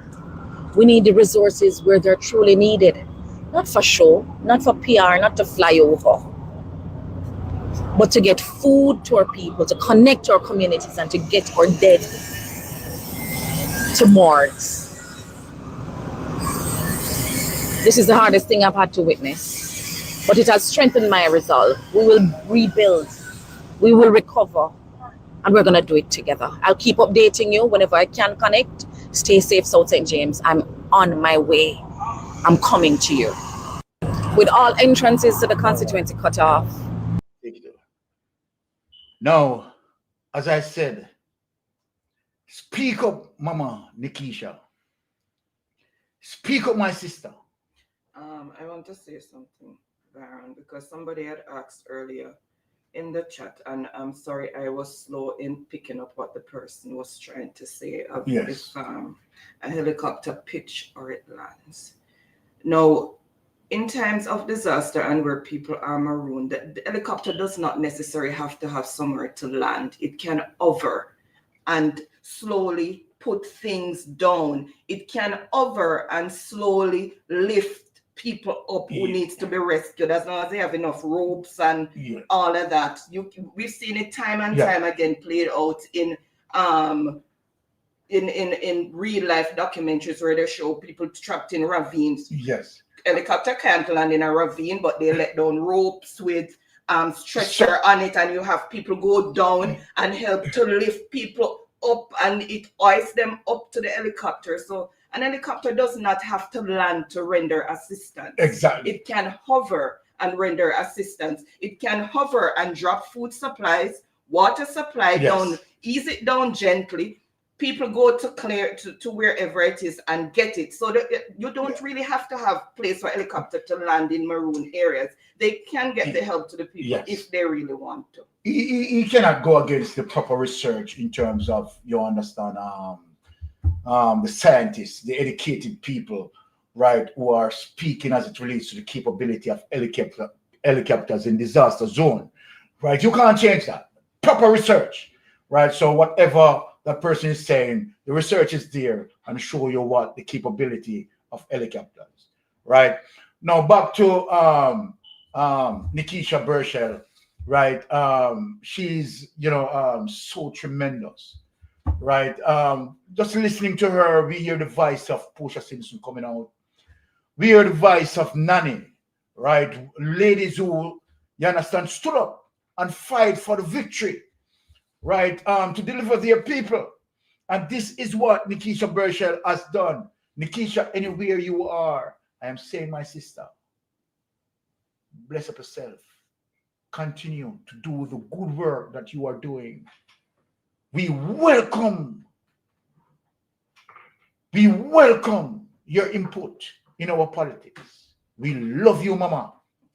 Take care of yourself. You can see, we can hear the passion of your care coming out of Nikisha Burchell, right? Deserved her place in our political representation. Love you, Mama. Love you. Who's emotionally in tuned. All right. And somebody who's emotionally bankrupt like Andrew Holness. Exactly. You're going to place where you know. Speak it again, honey. What you said? What you said? Andrew Holness does emotionally bankrupt. Emotionally bankrupt. Even a case of water. And then these people are running up and down and shaking hand and hug. I don't understand the mindset of our people, honestly. I really don't understand the mindset of some of our people. And let me tell you something. And let me tell you, we don't think that we deserve better. Yes. Finish on it. Okay. So let me say this, right? We have a hurricane category 5, right? that traverse through its destructive route. We need to dismiss the politics out of this. It is not JP who is suffering. It's not PNP who is suffering. It is Jamaicans who are suffering. And so then we expect that the GLP must work in collaboration with the PNP, right, in terms of getting the help for the people who need the help. The GLP cannot be politicizing this, trying to suppress, right, the input of the People's National Party, and we will not allow that. And so then we will highlight, as it relates to the input and the care that the People's National Party candidate is taking, you understand, along with this situation, and doing their uttermost best. No manipulation from the Jamaica Labour Party administration. Decided that they are going to just highlight themselves, politicize, right, Melissa? Melissa cannot and should not be politicized. When we say that the Jamaica Labour Party administration failed in responding to the core safety of the people who are suffering, many people, as we talk today, have not yet received any help coming from the administration. So you don't tell me that you couldn't reach them. You don't tell me that I asked question if helicopter could have done what? If helicopter land our pitch, what kind of foolish question that you ask? If helicopter land our pitch, if I show you some videos where helicopter, you understand, have to monitor certain terrain, you would have shocked. I should have brought out those videos in. Then we wouldn't have to hear you and hear what you're saying. What? You can't defend the Jamaica Labour Party for their tardiness in defending right now as we speak, right now as we on the program. The clip that I show you with Nikisha is 4 hours ago. So the 19 that Dana Morris, you understand, is talking about died. It's more than 19. It's more than 19 people, and it's climbing. But remember that the GenSec came out, and right? said that he has several in his community that needs to be picked up too, and we don't know if those are counted in her 19. Exactly. So what are we talking about? People are dying while we are talking and trying to politicize the situation here. And in we critiquing the government, we are telling the government to look at our criticism or look on the best way forward. But in future, this doesn't happen again. Oh, I need to point out this from yes, speak on it. Andy. So Andy Bram is saying that I have a small shipping company. I ship out of New York to Main Street, Elizabeth, to St. Elizabeth, and I also do pick up in New Jersey, and it said to Nain, or however that's pronounced, Connecticut and parts of Philadelphia. I'm planning to do an aid container. So anyone with family members on that side who want to chime in and send stuff for their family can contact me. All right. And let me see. Okay, in that vein, let me say, how would I? Because I okay, no, he wants to put the shipping company address because persons are asking like what's the address and stuff. So Andy, he wants to do if you want to he put wants to reach, but even if he reach out to us, the WhatsApp. I don't know if you want to put your shipping company address in the chat and or tell me how you want to do it. All right. Because persons are interested. So thank you for that, Andy. Right. That is well appreciated. As we said, any help. The Jamaican people, they need all the help that they can get. Right. This is no time to play politics. And these containers that are going in from private people and private entities, I think they should make them duty free. Yes, and of clear course. them with expediency. Expediency, of course. So that you know, persons can get the aid Yes. speedily. I know boots are on the ground with aids and stuff, but it's gonna take time to get to people because you have to have the manpower to unpackage, package, and start and distribute. So I hope they are trying to get all these people in place. They're going to need a lot of volunteers, not only those coming from overseas because they're just a handful and they're there with special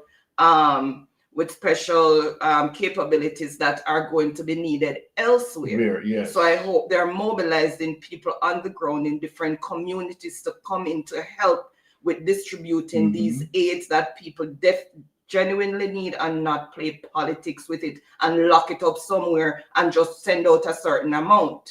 Yes. Because we know how we love to store for rainy day. Well, rainy day come and gone and we need it now. Exactly. That is the word of wifey. Yeah, man, she's politically strong enough. So you know things said.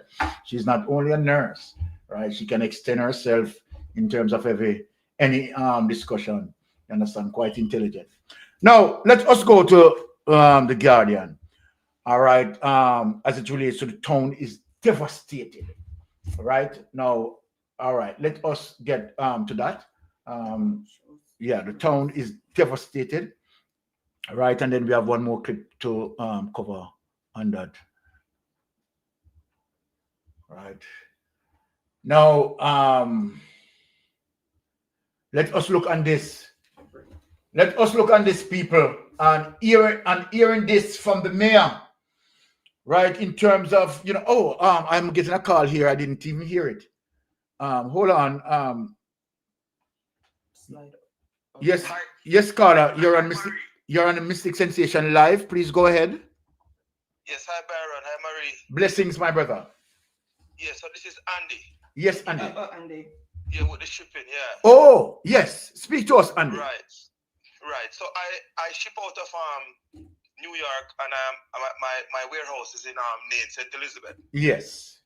I'm also a good friend of Pinks, so Pinks know me well, so you can check in with Pinks to, you know. Okay. So you know it's legit, yeah. Yes. Right. So we're planning to do an 8 container. I'm getting a lot of people together, so we can all do that. So anybody in the New York area, yes, and stuff, you know, anything they want to send, you know, we're gonna do it and send it down. Just put their family members' information, so when they come, they can collect it. Wow. Or we can find a way, you know, to deliver to them. Wow. I mean, my brother, right? Trust me. I just want to say thanks, right? In terms of your effort, it is amazing. Yes. For persons who want to reach out to you, Andy, do you have a business number you want them to have on the live? So I can put it in the chat, please, or pin it. Yes, it's 347 465 okay 1869. 1869. So 347 465 1869. Yes. Okay. And they can reach out to me because we're planning to do it soon. Okay. Because I already have I have 3 down there ready to clear, but that's regular stuff. But we want to do the aid one, so we slash the prices. Yes. In half, at least half. So it's ship and clear. You don't have to go through the wharf. You just come and pick up their stuff. Yes. So I just have to conversate with my broker now. And with tariff and stuff, what they're gonna charge us, because I want it to be as low as possible. Just just to cover the shipping charges and those, and the trucking and stuff. Yes. Yeah, so like with water, anything they want to send for their family, even plywood, board, anything. Anything. I ship everything. Yeah, I ship everything. It doesn't matter. All right. The ones they want to help their family. Okay. Yeah, so I'm located in Brooklyn, New York. I go to Connecticut, I go New Jersey, Long Island, I service the 5 boroughs. And I parts of Philadelphia, like border New Jersey, Philadelphia, right there, down there, I go there also. All right. So anyone in that area. Okay. Well said, and I will want to say thanks for your input right in that. So we are going to put the information in the chat and people, right, for those who want to donate, right, please, right, check out this information that we are putting as it relates to Andy. To ship in for their stuff. They can send stuff to individual family. Not to government, straight to their family. Straight to their family. Oh no, Andy, we wouldn't want to send it to this government. No, Andy. So straight to their family, because that's what I do, Yes. And I want to, at least start doing that now and start helping out our people. All right. Because I'm from St. Elizabeth. I have family in Westmoreland, all of that area. Yeah. All right. So, and even people ship with me from that area too. So, we are gonna come together and we're gonna do that. All right. Bless up yourself, my brother. Bless up. Really appreciate that. Thank you. People, thanks, guys. yes, make sure you utilize the information that Andy is giving us. Please, we are asking for the betterment of persons who want to assist their family members back home in terms of sending anything, right? Utilize the message that Andy had just given us. All right. And I know there's a lot of persons who will be interested in this because most people are saying they prefer to get the relief or the aid exactly where it is needed, and Andy is showing out a line for that to happen. So can reach out to him. I have just put the number in the chat and I have also pinned it.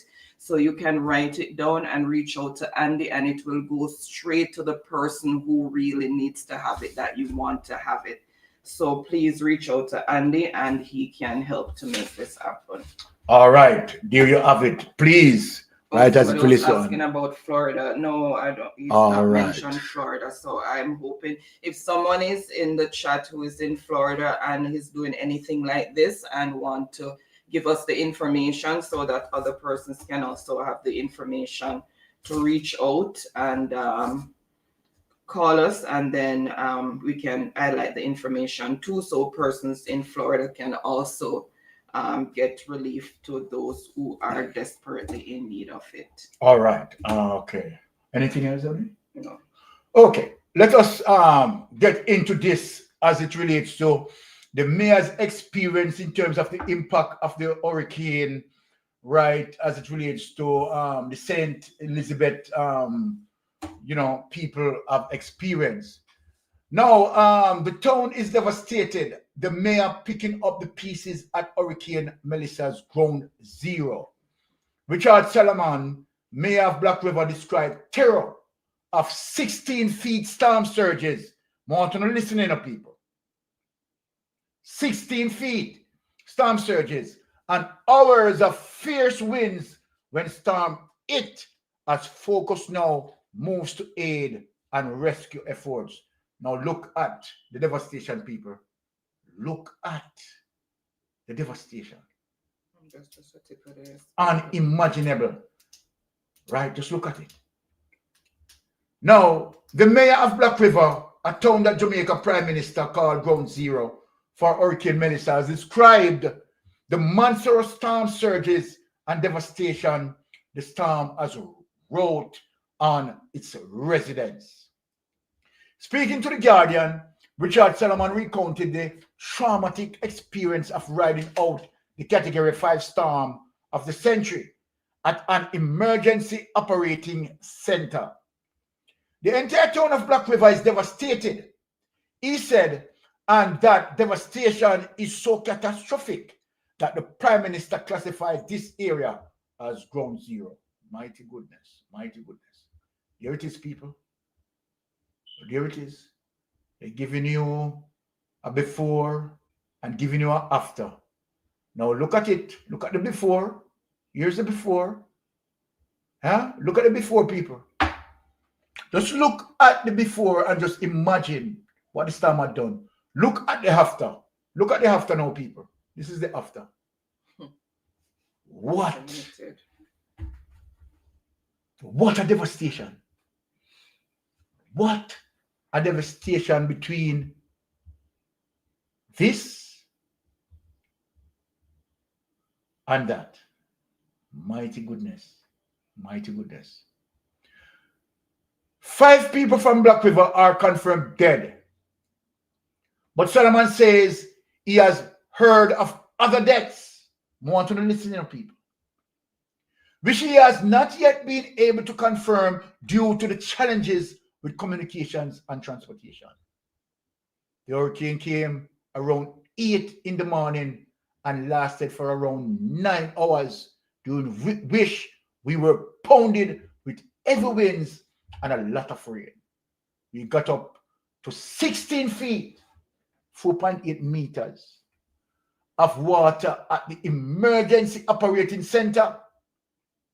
That was a bit scary for us, and we were hoping that it would not rise any further because we were on the 2nd floor. Only hear that people so on the 1st floor, you understand, flooded out. Flooded out. Water level now pass beyond the 1st floor. This is what he said. And I tell you, when we saw the water rising, it was a scary moment for us. I am just getting into his mindset at the time. Solomon says Black River, which sits in the its southwestern parish of St. Elizabeth, is without water and electricity, and most buildings have lost their roof. One official earlier described the town as underwater with more than 500,000 residents without power. A landslide there has blocked the main roads of Santa Cruz, where the streets have been reduced to mud pits, and we have seen a similar thing with many of the communities being affected. Residents are now sweeping water from their homes and trying to salvage their belongings. Search and rescue operations and damage assessments have become almost impossible because all towns' vehicles and critical services such as fire, police, hospitals, and supermarkets were immensely damaged, says Solomon. The mayor is now focused on trying to help the most vulnerable while also negotiating the personal impact of the devastation. Take it away and let us show. All right, before you go any further, just some information there. I'll stop sharing. D. Marie said that Czech Jamaica Customs Agency, they sent out a circular read duty free for Melissa emergency aid coming into the island, and somebody else said that they don't think that there's gonna be any duty on them for until about November 28th. So that is good. You can commend the government for that initiative. So that is good right there. Customs not charging any shipment for now until November 28th. That is good. That is good. Now let us play the final clip for the day and show the seriousness of what we are dealing with, right? As it relates to, I mean, I don't even know what to call it. It's just like, I would say, the crucifixion on St. Elizabeth. Let us look at this. Right, my Jamaican people. The crucifixion of St. Elizabeth.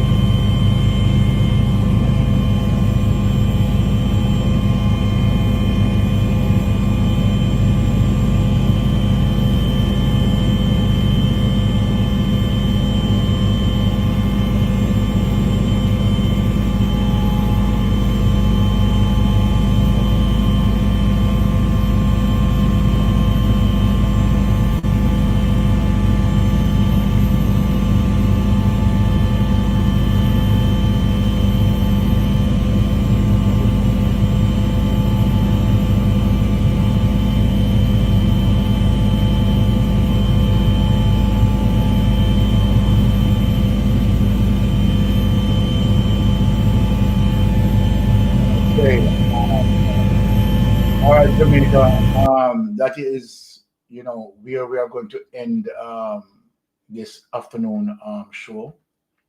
Please tune in to us at what Jamaica time? Right? What Jamaica time? What Jamaica time? You mean later? Yes. 7 p.m. Today's Friday. Oh, 7 p.m. Okay, so 7 p.m. Jamaica time. Right. Tune in with Mystic Sensation. We'll be sending out the notification right in a while. All right. So we want to say a big thanks for persons who continue to support the channel and persons who are listening to us. Right. Continue. Right. To engage with the channel. We appreciate that. And we see you afternoon. Let me ask Wifey to close us out. Okay, Yankees also saying Western Union fees are waived for sending money to Jamaica.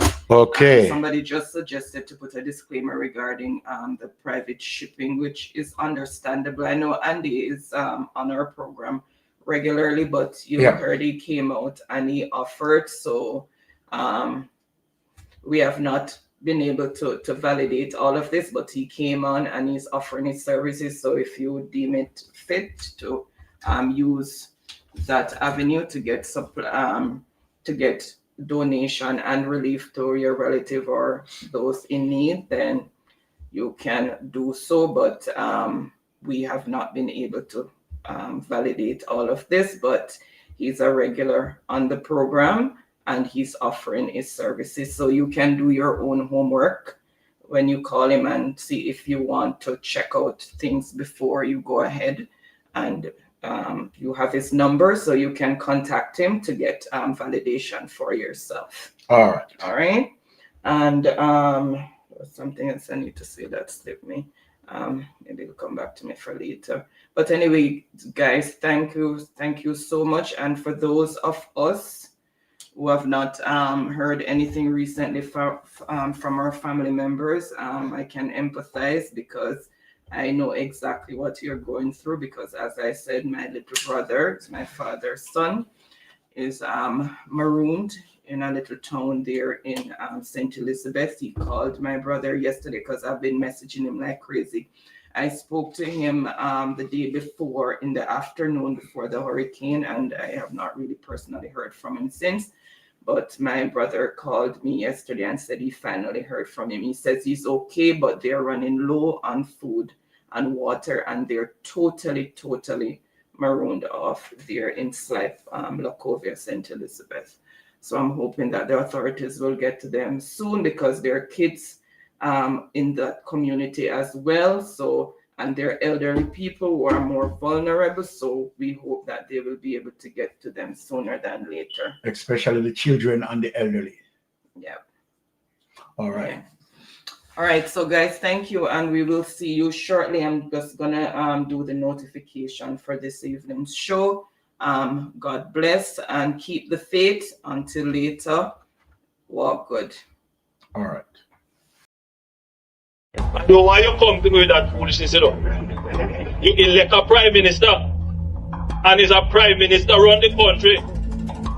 It is time we learn to hold our leaders accountable for their actions and stop making excuses for them. Stop making excuses.